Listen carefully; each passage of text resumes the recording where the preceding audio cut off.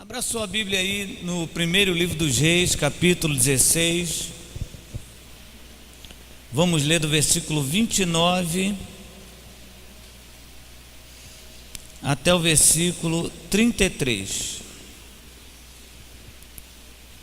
Hoje estou fugindo, no melhor sentido da palavra, do livro do Apocalipse, simplesmente porque entendi a necessidade dessa palavra aqui nessa manhã. Primeiro livro dos Reis, capítulo 16, a partir do versículo 29 até o versículo 33.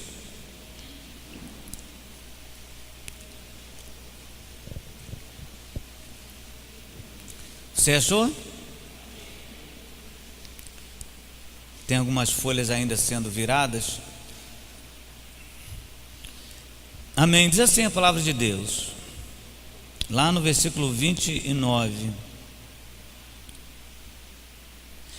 Acabe, filho de Onri, começou a reinar sobre Israel no ano 38º de Asa, rei de Judá.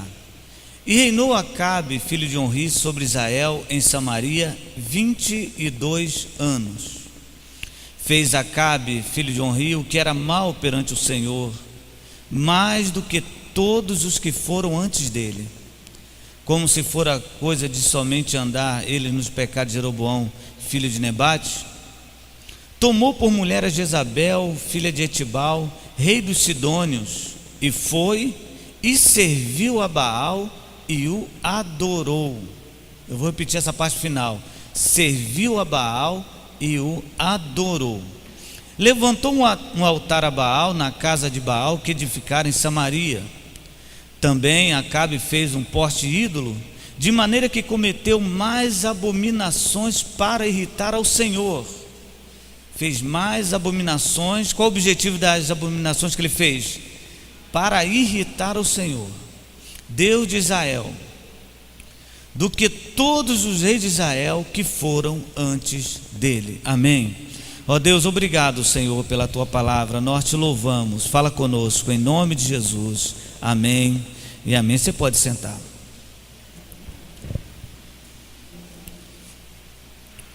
Queridos irmãos, nós vamos meditar nessa manhã baseado num seguinte tema, ou numa temática, como você preferir: sacrifício de tolo.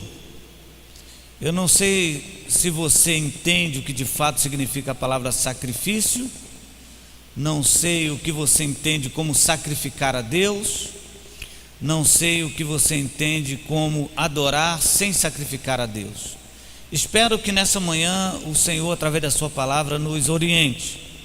E o texto que nós lemos, ele é muito propício para essa temática, porque ele nos dá algumas informações sobre sacrifício, sobre apostasia e sobre também idolatria.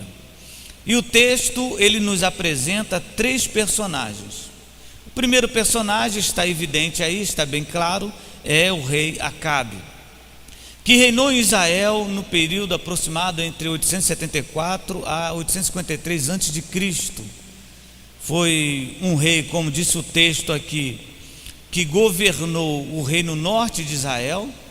Na época dele, Israel já estava dividido em dois reinos, e Acabe reinou o rei de Israel, ou reino de Israel, que era o reino do norte, que tinha como capital Samaria.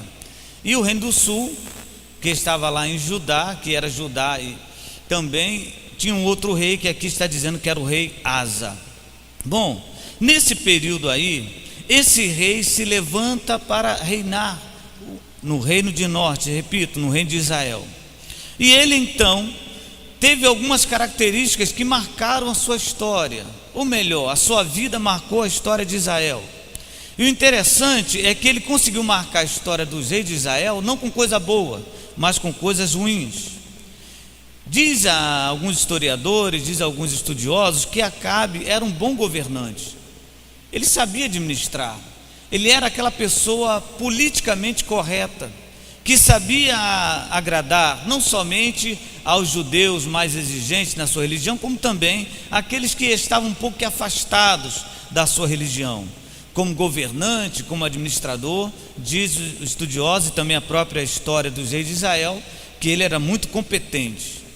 Mas moralmente Acabe era muito fraco, ele era muito volúvel, ele era uma pessoa fácil de ser conduzida para caminhos errados.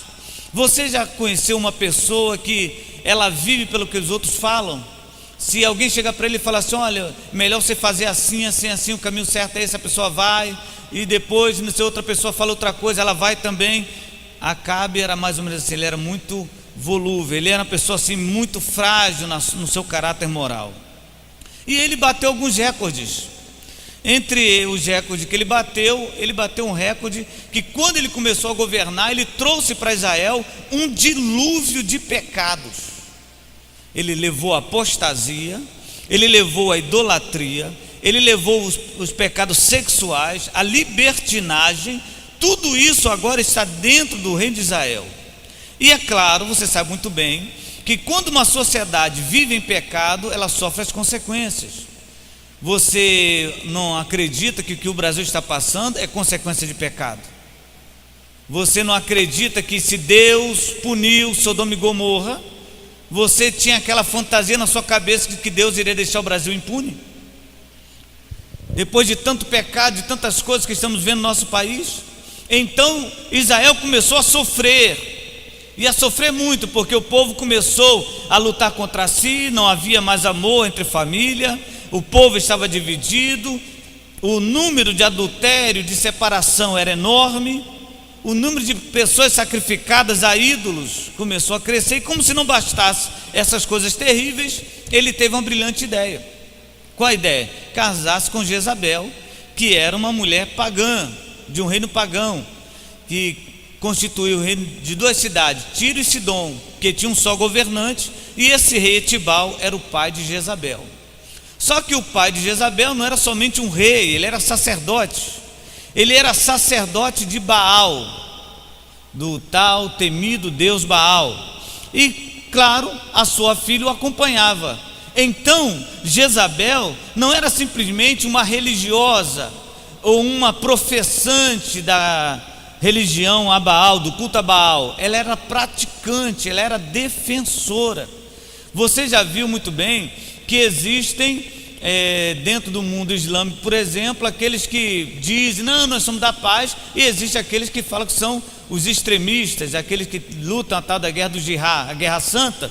Eles se defendem, e essa mulher Jezabel, ela acreditava que defender a Baal deveria ser feito custe o que custar, nem que isso matasse as pessoas. Por isso ela mandou matar Elias, porque ela queria defender o culto a Baal. Essa mulher, além de ser quase uma sacerdotisa de Baal, quando ela casou-se com Acabe, ela falou assim: Acabe, me dá um presente. E qual o presente é? Eu quero construir em Samaria, capital do reino, que até então era Samaria, eu quero construir um templo a Baal. E Acabe simplesmente o permitiu. Então construiu-se aquele templo a Baal, o povo ia para lá adorar, e assim a Israel começou a cair num total declínio espiritual, moral e social também.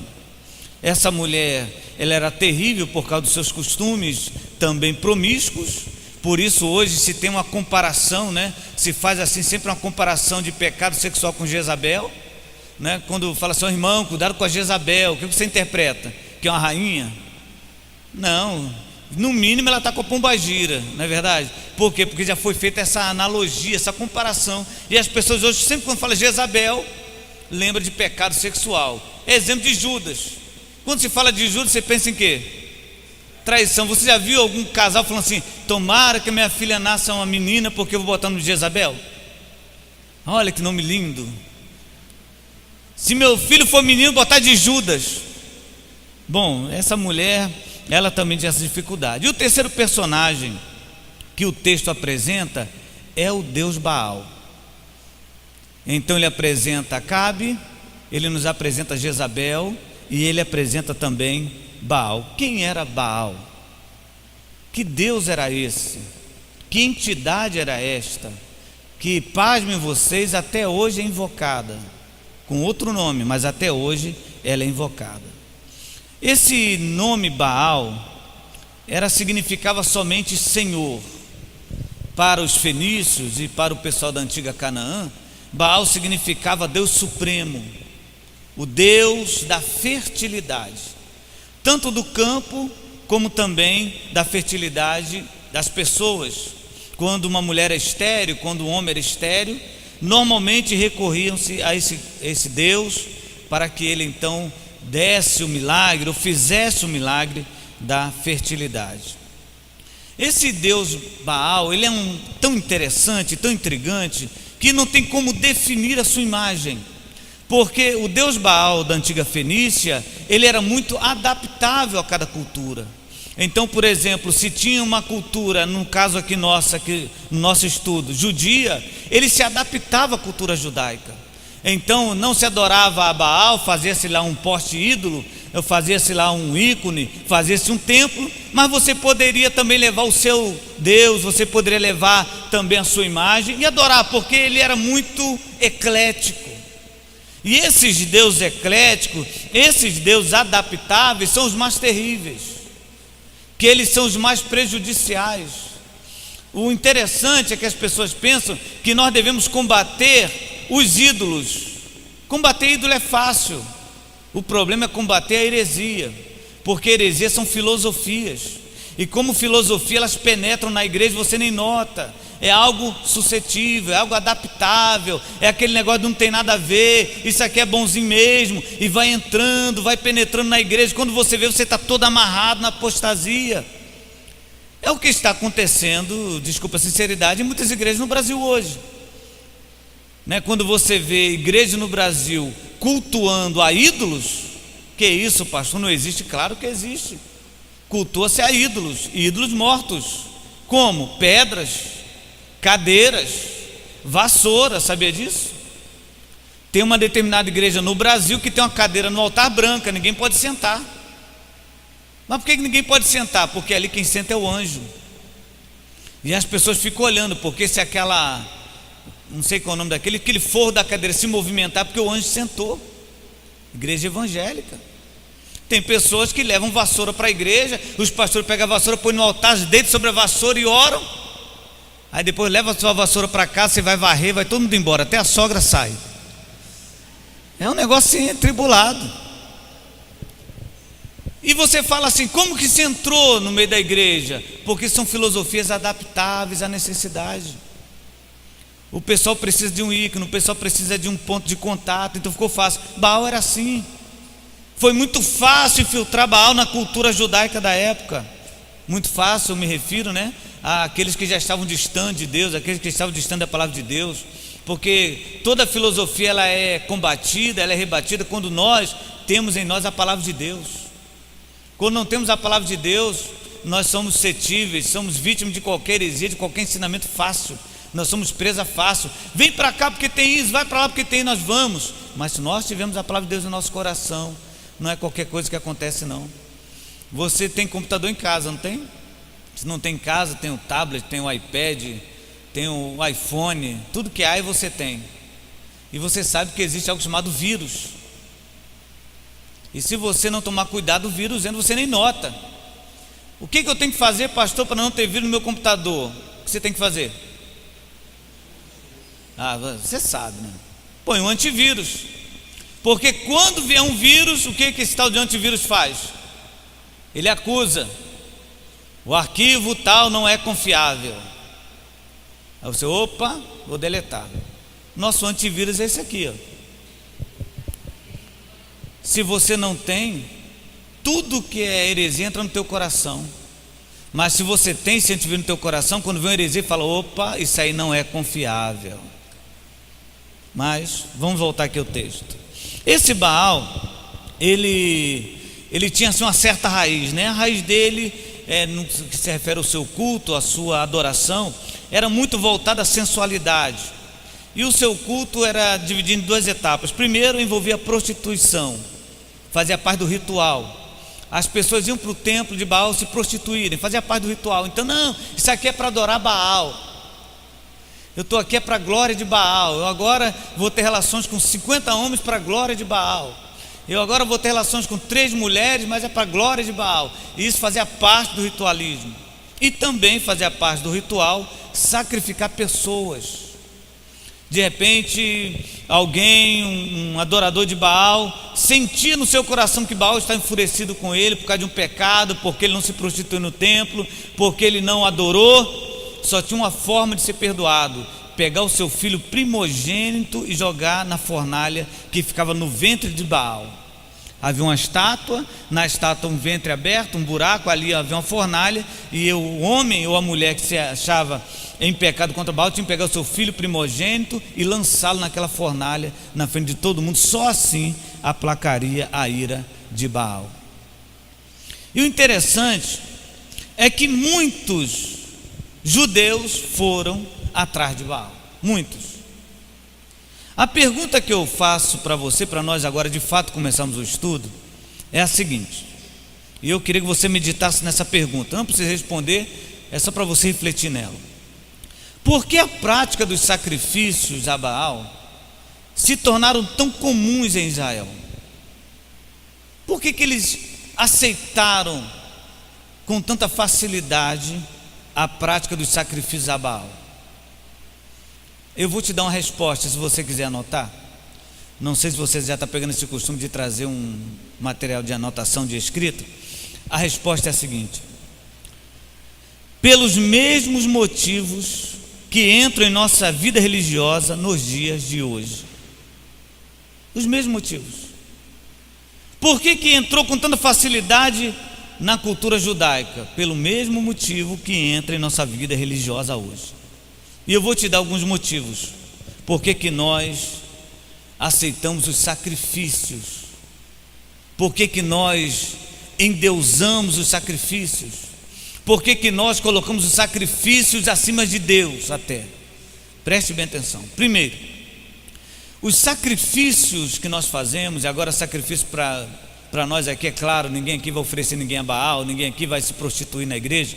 Eu falo sacrifício, eu estou falando de jejum, eu estou falando de amonte, eu estou falando de dar o dízimo alto. Sacrifícios, eu vou ficar 24 horas sem comer, e por favor me interprete bem, eu não estou falando contra o jejum, eu não estou falando mal do dízimo, eu não estou falando se você um dia fala, não, eu quero tirar um dia de oração, não é isso. Eu somente vou alertar você como esse sacrifício deve ser interpretado por você ou por mim. O cuidado que nós temos que ter com relação à interpretação desse sacrifício. Os sacrifícios são atraentes porque muitos sacrifícios demonstram a santidade do ofertante e não a soberania de Deus. Isso é perigoso. Essa semana eu li na internet uma frase de um amigo meu até, pelo menos no Facebook ele o é. E ele botou a seguinte frase, não sei se é dele também. Preste bem atenção na frase perigosa desse meu colega. O sacrifício é o intervalo entre o seu objetivo e a sua glória. O que ele quer dizer? Que o sacrifício que você fizer é o objetivo, é o intervalo. Se você fizer um sacrifício bom, ele vai encurtar o intervalo do seu pedido, do seu objetivo e da sua glória. Ou seja, se você conseguir aquilo que você tanto almeja, para quem é a glória? Para a pessoa.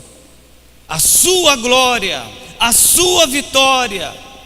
E os sacrifícios hoje, eles são mais ou menos assim. Eles querem elevar o sacrificante maior do Deus a quem você ofereceu o sacrifício.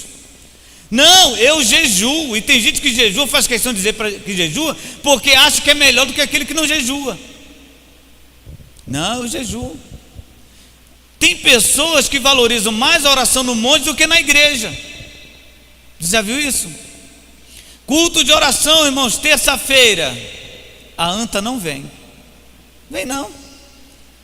Mas chega no domingo aqui pela manhã, estou querendo um exemplo aqui, graças a Deus, ninguém nunca falou isso para mim, mas chega domingo pela manhã, meu irmão não veio quinta-feira, não veio terça. Ah, pastor, eu estava orando no monte. Por que não ora na igreja? É para dizer que é mais santo, entende? Então existe muito sacrifício que é para ressaltar, que é para demonstrar, que é para revelar o homem, não Deus. Não fale comigo hoje porque eu estou em jejum de 24 horas. Estou em jejum, aleluia. Irmão, jejuei, me consagrei. Eu agora sou dragão de Deus mesmo. Ninguém sabe Mas eu hoje, esse mês, sacrifiquei a minha vida financeira. Fiz um sacrifício na fogueira. Fiz um sacrifício no envelope. Fiz um sacrifício no porco. Porco é aquele cofrinho, né? Fiz um sacrifício. Eu botei R$1.000. Isso é para Deus, é para Ele, é para Ele. Os sacrifícios são atraentes porque muitas vezes eles mostram a pseudo-santidade de quem oferta e não a santidade de Deus. Segundo motivo porque os sacrifícios são tão atraentes, depois vamos voltar a Baal, fica preocupado não. Eu estou somente falando sobre o sacrifício hoje, para depois nós fazermos uma comparação com os sacrifícios feitos àquela entidade. Os sacrifícios, em segundo lugar, são atraentes porque representam atalhos que encurtam caminhos. Não é muito melhor jejuar do que esperar um emprego? Do que procurar? Fala a verdade. Irmão, se você vier na corrente dos 70, a porta se abre. Não é melhor ir na corrente dos 70 do que procurar emprego? É ou não é? Pode falar que é, irmão, não é pecado não. Não é mais fácil? Não é mais fácil você ir no corredor de fogo do que procurar um médico? Os sacrifícios encurtam caminhos. Se você fizer um jejum, vai encurtar. Eu quero dizer para você agora, em nome de Jesus, sacrifício nenhum encurta o tempo de Deus. Não se iluda. Você pode, deve fazer sacrifício pessoal. Senhor, eu quero consagrar minha vida ao Senhor. Faça. Você tem que fazer, eu tenho que fazer. Agora não pense você que isso aí vai dar para mim encurtar o caminho da minha bênção. Deus é o Senhor do tempo. Ele sabe quando. E eu vou te dar aqui um conselho. Quem gosta de andar por atalhos são bandidos. Pessoas que não sabem esperar, pessoas que não têm moral, pessoas que não têm nenhum tipo de espiritualidade, gostam de atalhos. E o sacrifício parece que encurta, né? Vamos voltar ao sacrifício financeiro. Não encurta? Você de auxiliar, você pode ser diretor, não encurta? Porque para ser diretor você tem que passar por vários cargos, né? Você tem que ser um subgerente, gerente regional, gerente não sei o que mais. Para quem sabe um dia é diretor, mas o sacrifício encurta. Me falaram que se eu subir no monte com o pé direito e descer com o pé esquerdo, eu passo de auxiliar para diretor, então encurta. Isso é bom, isso é agradável. As pessoas não conseguem entender que Deus é o mesmo ontem, hoje e eternamente. Que ninguém vai conseguir encurtar aquilo que Deus prometeu para você, vai acontecer, mas no tempo de Deus. Não se iluda. E outra razão porque os sacrifícios hoje são tão chamativos, tão atraentes, é que os sacrifícios nos trazem a falsa impressão do controle de Deus, que você está controlando Deus. Te dá essa falsa impressão. Na realidade nos faz caminhar o caminho do mérito, né? Mais uma vez, eu já contei aqui, vou repetir, eu acho que já contei. Um pastor conhecido, gente, tadinho, amigo. Pastor, vamos pregar lá na igreja. Lá vou eu pregar. Aí então o pastor vai fazer oração lá, oração para os enfermos. E o pastor falou assim: Senhor, se eu tenho um crédito contigo, cura. Eu falei: meu Deus do céu, o que eu prego agora? A questão do mérito, o sacrifício que nós fazemos às vezes nos dá essa sensação de mérito. Deus vai abrir a porta, amanhã eu vou. Mas por que vai abrir a porta? Por que vai dar certo? Porque eu determinei. Por que determinou? Porque eu me sacrifiquei. E se eu sacrifiquei, agora eu tenho um crédito. Tem um outro pastor aí, lunático aí, que falou: irmão, você mande um cheque para mim, se não acontecer o que você está pedindo aí, eu vou rasgar minha Bíblia. Ainda bem que é a dele, né?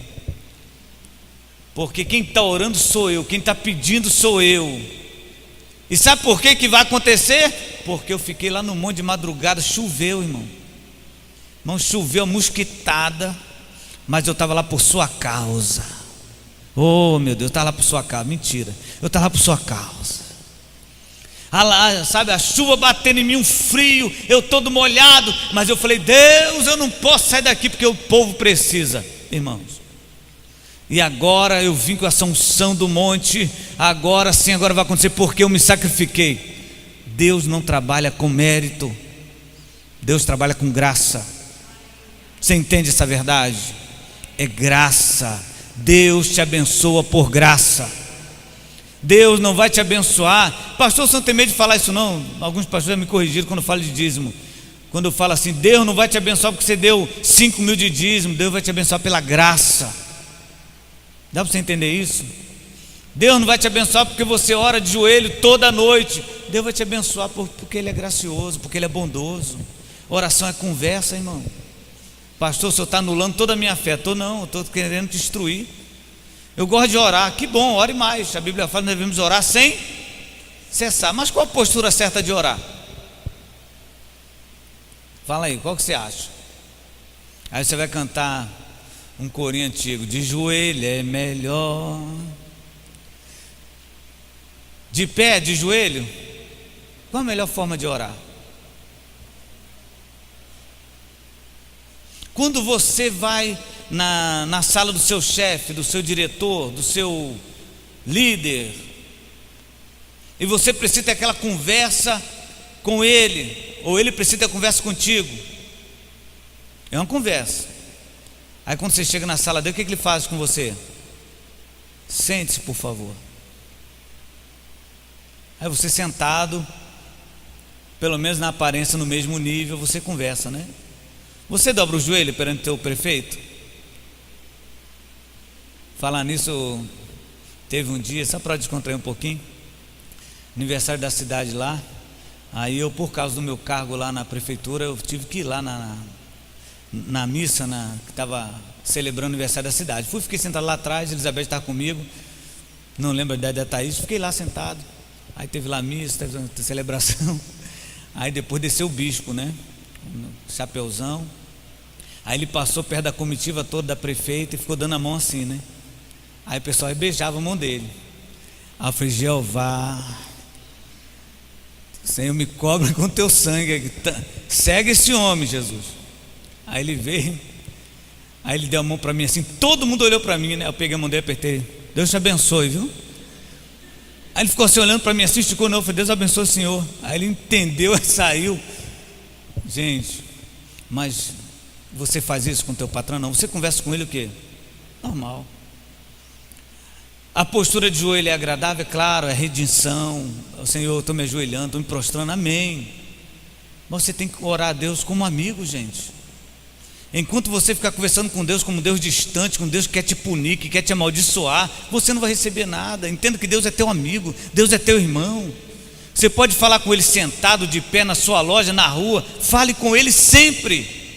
Agora não fique pensando você que o fato de você sacrificar te deu meta. Porque eu oro todo dia. E tem irmã que abusa, né? Tem irmã que é abusada. Olha aqui, pastor, joelho. O que é isso, irmã? Olha o calo, aleluia. Isso é feio, irmã. Seu marido já viu isso? Isso aqui é meu passaporte para a bênção. Pelo amor de Deus, irmão. Eu louvo a Deus, sabe? Eu vou te fazer uma revelação aqui. Você vai me achar meio que herege não, mas meio materialista, sei lá, cético, não sei. Você acredita que eu recebi muitas bênçãos que eu nunca pedi a Deus? Nunca. Já aconteceu isso com você? Já com alguém aqui? Você nunca pediu, Deus te deu? Por que fez isso? Porque alguém orou por você. Eu só estou aqui hoje porque minha mãe orava por mim. Então não é pelo meu mérito, meu sacrifício, é porque Deus é gracioso, aleluia, porque Deus é bondoso. Você está aqui nessa manhã, Deus está cuidando da tua vida. Você nem sabe, não tem ninguém rodando, não tem ninguém pulando, não tem ninguém batendo a cabeça na galeria, mas Deus está cuidando da tua vida, da tua família, do teu trabalho, da tua semana. Deus está organizando a tua vida e vai dar tudo certo, porque Deus é bom. Não é o sacrifício. Agora vamos aqui aos exemplos do sacrifício de hoje e vamos fazer uma comparação com os sacrifícios que eram feitos a Baal. Primeiro, esse vai doer muito. porque doeu em mim. A exemplo do culto a Baal, nós temos sacrificado pessoas, dizendo que era para salvar pessoas. Vou repetir: temos sacrificado pessoas, dizendo ou afirmando que estamos salvando pessoas. Você sabe as pessoas que você mais sacrifica e nem vê, você joga no fogo e nem nota? A sua família. Não, irmão, comigo é assim, pastor. Deus me chamou para fazer a obra. Oh, aleluia. Da minha família Deus cuida, pastor. Eu estou na igreja, é mesmo, comigo é assim mesmo, é oração direta. Eu estou na igreja. E seu marido? Meu marido não é crente não. E ele concorda: não, mas Deus vai transformar. Se não vier pelo amor, vem pela dor. Você está jogando a tua família no fogo, no útero de Baal, e está dizendo que está salvando vidas. Pastores, e muitos pastores, não são poucos, que sacrificam a sua própria família dizendo que é para salvar outros. Isso é culto a Baal. Você não pode sacrificar a sua casa em hipótese nenhuma. Como diz um pastor muito voltado à área da família, não existe sucesso que justifique, como é que é? A perda da família, a derrota da família, mais ou menos assim. Nós estamos sacrificando vidas. Deixa eu dar um exemplo para você. Algum tempo atrás, eu sacrificava Baal e não sabia. Que isso, pastor? Calma. Tudo para mim era igreja. E hoje é, mas você vai entender o que eu estou falando. Tudo. A minha família estava bagunçada. Minha família estava largada. Não, eu tenho que pregar em tal lugar. Vivia pregando, viajando 10 dias, 15 dias, uma semana. É a obra. Oh, aleluia, é a obra, é a obra, é a obra. Almas aceitando a Jesus, isso que é importante. Isso é almas, aí a obra, a confirmação da obra. Minha família. Teve um dia que eu fui pregar na minha igreja pela manhã, e quem estava me ouvindo? Meu pai. E eu falei, confesso para você que eu nem lembro muito bem o tema da mensagem, mas era um assunto sobre família. Agora o tema específico eu não lembro. E comecei a falar de família, comecei a falar do amor na família, irmão, tal. Deus é bom, a minha família e tal. Acabou o culto. Meu pai, aquele jeito dele, meigo: vamos almoçar comigo? E meu pai me chamando para almoçar com ele, sozinho. Ai, gente, já dá aquele frio na espinha. Falei: vamos embora, vamos almoçar. Aí ele falou assim: meu filho, tudo bem? Você acha que eu chamei só para almoçar? Eu falei: claro que não, pai, estou na expectativa. O que houve? Meu filho, você tem lido a Bíblia? Eu falei: tenho não. Você não lê mais a Bíblia não, cara. Eu acho que você até desviou da igreja. Eu falei: que é isso, pai? Você tem orado? Não ora não. Você tem pedido a outros deuses, menos a Deus. Eu falei: que é isso, pai? O senhor está me ofendendo. Vou te dar uma ideia. Você lembra de um versículo, acho que você lembra ainda da Bíblia, que diz assim: de que importa o homem ganhar o mundo inteiro e perder a sua alma? Você tem lido? De que importa você ganhar todo mundo e perder a sua família? Você fica 2 meses sem visitar sua mãe. Você fica 3 meses sem ver seus sobrinhos, suas irmãs, e fala que está ganhando os outros. Você está perdendo a sua família. Você está sacrificando a sua família. O teu sobrinho está dizendo que ser pastor não quer porque ser igual a você, jamais. Que não visita, que não vai no aniversário de 15 anos. Eu não ia, não tinha tempo. Minha sobrinha, aniversário de 15 anos, não posso. Meu sobrinho se formando, não vou. Eu achava o máximo. Minha irmã Denise, sabe que eu não vou na formatura da Mary porque sabe como é que é, né? Obra. Tem pessoas que sacrificam vidas dizendo que estão salvando vidas. Não sacrifique a sua família por nada. O maior ministério que Deus poderia te dar e já deu é a sua família. Se você não conseguir pastorear a sua família, você jamais será aprovado por Deus, em hipótese nenhuma. Eu não sei se você está compreendendo o que Deus está falando comigo e com você. Eu não estou mandando você parar de vir ao culto, não. Eu estou falando para você cuidar da sua casa, para você cuidar dos seus filhos. Não cuida do filho, não acompanha o filho, depois fica aqui: ah, pastor, ora por mim que meu filho foi para as drogas. Por que você deixou? Porque quando os pais não cuidam, o mundo abraça. Quando os pais não amam, o mundo abraça. E não se iluda com essa história de dar presente todo mundo dá, irmão. Não, mas eu dei presente no aniversário. Não, esteja com teu filho, ame o teu filho, aproveite a juventude do teu filho, se divirta com ele, brinque com ele. Não, calma, cuide da tua família. Não sacrifique a tua casa por hipótese nenhuma, senão você estará sacrificando a Baal, dando o seu primogênito, aquilo que Deus primeiro deu a você. Ah, pastor, o senhor sabe como é que é, né, pastor? A minha esposa, ela tem que me acompanhar. Tem, verdade. Mas se ela tiver o mesmo entendimento que você quer que ela seja cabeça pensante igual a sua? Cuide da sua casa.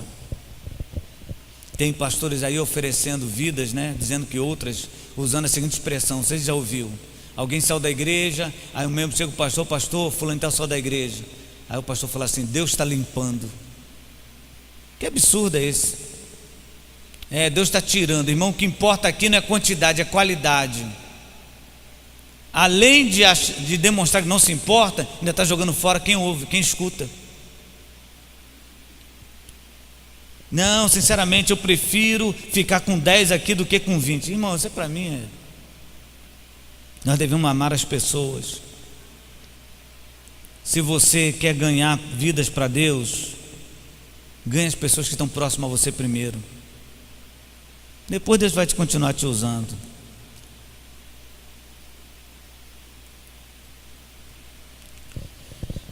Vamos dar aqui outro exemplo, outra comparação do culto a Baal, e vamos ver como que nós somos semelhantes.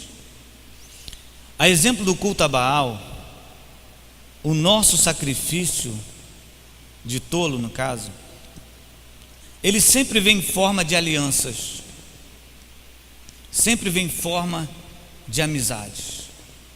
Da mesma forma como foi feita a aliança lá na época de Acabe, hoje o nosso sacrifício de tolo está sendo feito em forma de alianças. Eu já falei para você que nosso curso de ensinamento é voltado para a instrução, né? Então não fique pensando você: todo domingo de manhã o pastor fala mal de igreja. Eu não falo mal de igrejas, eu estou tentando orientar você. Por isso que não se denominação. Exemplo: existem cultos hoje que parecem reunião de candomblé. Já tem até o tambor dentro da igreja. Sabiam disso? Os líderes usam uma roupa branca com um negócio vermelho e ficam rodando, e as mulheres também só podem usar aquela roupa larga e ficar rodando, todo mundo fica rodando. Isso aqui é para Deus, e são alianças. Alianças pagãs, que são feitas e são trazidas assim normalmente, são trazidas para a gente numa coisa tão inofensiva.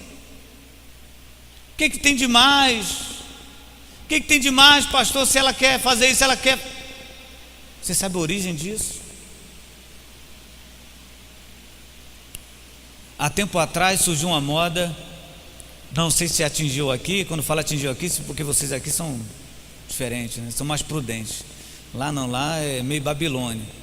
Surgiu uma moda lá de os jovens ficarem careca. O pessoal raspava a cabeça, era um negócio impressionante. Aí, outro dia eu fui atender um menino no gabinete, ele chegou carequinha. Aí sentou lá, aí começou a falar do noivado dele e tal, algum problema que ele estava tendo. Aí ele falou, aí no final eu falei assim: mas eu posso fazer uma pergunta? Ele falou assim: pode. Você sabe onde começou essa história de raspar a cabeça? Aí ele falou assim: não. Eu falei: nos presídios, por causa do piolho. Tem que raspar a cabeça para não pegar piolho. Aí isso acabou, você falou: você tem piolho? Aí ele falou: que é isso, pastor? Por que você fez? Porque eu vi, está todo mundo fazendo. É aquilo que vai entrando, sabe? através das alianças. Você nem nota. Quando você vê, você está fazendo práticas pagãs, você nem nota. Palavras que nós falamos sem saber o que é, e trazemos para a nossa liturgia, achamos interessante, práticas de coisas, sangue do Cordeiro, sangue que atesta uma escritura. Nós estamos tão interessados, pastor, o que não é contra nós é por nós, é contra nós sim. Tudo aquilo que é contra a palavra de Deus é contra nós, irmão, não se iluda não. Fica nessa historinha, não pastor, vamos deixar, se não é por... Abre teu olho, de repente você está fazendo aliança, igual Israel fez com Baal, e você nem nota, nem notou. Porque hoje, né, irmãos, crente falar um palavrão é normal, né? Ah, pastor, isso é normal, pastor. Eu vi um pastor pregando e xingou um palavrão. Aí você vai, pastor. Ah, pastor, o senhor está na época de Dom Pedro I. Não, irmão, estou na época da Bíblia. Palavrão, vícios. Não, mas isso não tem nada a ver não, pastor. Eu já falei para você, né? Antigamente, no culto jovem, não sei se aconteceu aqui já, mas culto jovem na igreja, todo culto jovem que eu ia para apanhar. Eu nunca vi um pregador na minha juventude falar mal de jovem. Já viu, Neide? Todo pregador que prega para jovem é assim: jovem vaidoso, jovem não sei o que, olha esse namoro. Gente, eu não aguentava, era só apanhando. Era um negócio assim, tribulado mesmo. Aí eu achava ruim demais aquele negócio, mas ficar só falando isso, só apanhando, só apanhando, só apanhando. Aí um certo pastor falou para mim assim: mas só apanha, meu filho, quem faz malcriação. Falei, mas eu não estou fazendo não, porque para o pastor lá é só jovem que erra, só jovem que faz coisa errada, nós não sabemos o que é. E antigamente falava muito da moça, né? Nos cultos jovens. Ó, mulher, você jovem, aleluia, você tem que usar nágua, bisnágua, Nicarágua, você tem que estar toda fechada, não sei o quê. Uma coisa que eu nunca entendi, e por favor, que eu estou abrindo meu coração para você, talvez alguém da internet vá até me censurar, mas eu nunca entendi o seguinte: na minha época de juventude, num casamento de jovens, o pastor perguntava à moça assim: você é virgem? Aí a moça falava: sou, então pode casar de véu e grinaldo. Mas ninguém perguntava o rapaz. O rapaz entrava de terno, gravata. Eu ficava falando: gente, qual a diferença? Não, mas era tudo somente voltado para as moças, né? Então fala muito da roupa da moça, do cabelo da moça. Hoje, irmãos, não tem que falar dos homens, infelizmente. Deus me livre. Ah, pastor, mas isso aqui é normal, pastor. O cantor fulano se veste assim, vem para a igreja igual o Bozo, com a calça de uma cor, a blusa de outra, uma calça tão colada que precisa de ajuda para vestir. Pelo amor de Deus, gente. Isso aqui é culto a Deus, aqui é reunião, nosso Deus é santo. Não, pastor, mas é tudo igual. Alianças. Meu Jesus amado, vocês vão parar de vir de manhã. Vamos aqui a outra comparação rapidinho por causa do nosso horário. A exemplo do culto a Baal, o erro vem em forma de divindade. Foi Deus que mandou.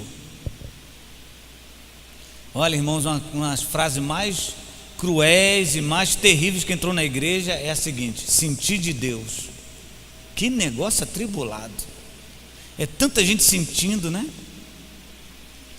E quando fala com você para confirmar que é de Deus, olha, chega arrepiou, pastor. Ó. Sentir de Deus.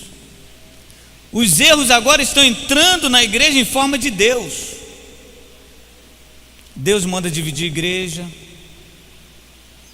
Pastor, sinceramente, eu vou sair daqui porque agora Deus falou para mim que eu tenho que abrir outra igreja. Deus dividindo a igreja. Pastor, eu queria que o senhor orasse por mim. Por quê? Pastor, estou numa luta terrível. Qual a luta? Pastor, o senhor sabe que eu sou casado, sei. E eu estou gostando de uma mulher que é casada também. Mas Deus falou que é direito. Deus falou para dele. Sério? Eu já ouvi isso. Pessoa faz o que faz, erra dentro da própria igreja, comete o que tem de cometer, o erro de traição, de adultério, dentro da própria igreja. Aí depois fala assim: pastor, nós estamos juntos, O senhor sabe o que aconteceu, mas passou. Eu senti que é de Deus, viu? Queria só Deus que mandou. Irmãos, que o Senhor tenha misericórdia. Olha, eu vim te repreender aqui agora. Eu vim dizer para você que não gosto de você porque Deus mandou. Mentiroso, covarde. Fala que foi você. Deus mandou te corrigir aqui agora. Deus está mandando. Você está errada, viu, irmão? Você está errado, viu, irmão? Deus está mandando. Que nada é você. A Bíblia fala que Deus não envergonha ninguém. Se Deus revelou alguma coisa a você, você procura a pessoa em particular e fale. Chama testemunha, mas em público, que Deus manda. Que mandou? Deus não faz isso não. Eu acredito que Deus fala, eu acredito que Deus revela, acredito muito nisso, sou fruto disso, mas tem que ter sabedoria, irmãos. Foi Deus que mandou fazer, foi Deus que mandou matar, foi Deus que mandou. Você já viu aquele caso, está na internet, de um pastor que foi adulterar e falou que Deus que mandou, né? Já viu aquele caso? Aí o repórter pergunta: onde você achou isso? Ele vai lá no profeta, fala assim: está escrito aqui, pega uma mulher e adultera com ela. Era adúltera, pega uma mulher adúltera e casa com ela. Ele falou que era adultera. Deus mandou. Os erros, ele vem em forma de Deus. Cuidado. Nem todos que dizem assim diz o Senhor, foi Deus que falou. Cuidado, nem todos que falam assim: olha, Deus me disse para falar com você que você tem que ir para tal lugar. Cuidado. Os maiores erros hoje vêm em forma de Deus. Deus falou que você tem que ser um pastor. Deus falou que você tem que sair. Deus falou. Cuidado. Talvez você esteja fazendo aliança com Baal. Que Deus tenha misericórdia de você, que Deus tenha misericórdia de mim. Eu já falei para você algumas vezes sobre isso, que eu já vi um moço mandando a minha mãe sair de casa. E segundo ele, Deus mandou. E o moço era tão espiritual que antes de ele orar, ele falou assim: pode botar para gravar, porque Deus vai falar.